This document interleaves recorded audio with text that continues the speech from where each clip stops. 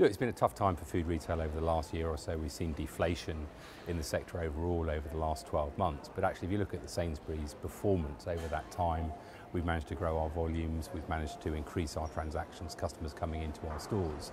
So actually, overall, we've had a pretty successful year. Is it going to be difficult transitioning from a period in which you've had deflation to one in which you're facing inflation? Well, clearly deflation is actually quite unusual for the food retail sector.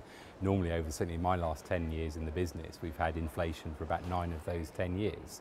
So I don't think it will be a challenge. It will be perhaps getting back to more of what we're used to. But of course, from a customer perspective, it is challenging. If they're seeing prices rise, then it's our job as a retailer to make sure that we try and protect customers as much as we possibly can against those price increases. Is that going to be more difficult, though, in view of the fact that sterling has fallen by nearly 20% against the US dollar since June last year? Look, that certainly doesn't help, but actually in reality pricing is determined by a multitude of factors, by obviously supply and demand. A lot of what we sell is obviously agricultural commodity products that go up in demand and supply depending on the season, depending on the weather. So we're very used to managing volatility in our prices and making sure that we can have the best prices possible to offer our customers. Are you trying to run the business differently? Are you trying to source more food from the UK rather than overseas? Is that one way in which you can try and protect customers from price increases? I think there's always those options. We can always be flexible in how we source, where we source from, who we source from.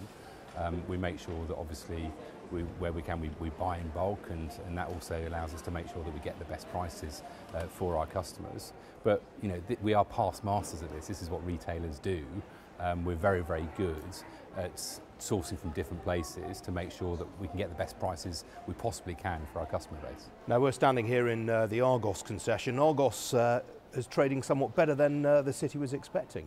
Look, we're really pleased with the Argos performance. We've delivered overall sales growth of around 4% for this last quarter, and that was of course on the back of another successful quarter over Christmas where we also delivered 4% growth. So we're really pleased with the performance.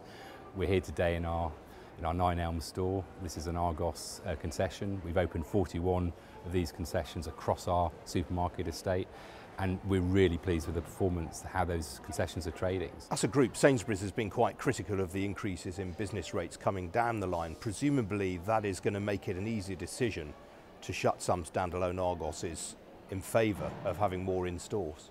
Look, it's absolutely true that business rates are a real challenge for a retail business like Sainsbury's and Argos. Between the two businesses, we pay out well over £500 million in business rates. That's a huge cost to our business. And therefore, when it comes to decisions around location and where we want to operate our stores, then clearly business rates is inevitably a key part of that decision. We'd always encourage the government to look at how we can fundamentally reform business rates. It's an anachronistic tax related to property. It doesn't work in this new digital age, and we really would actively encourage government to look at how that can be reformed.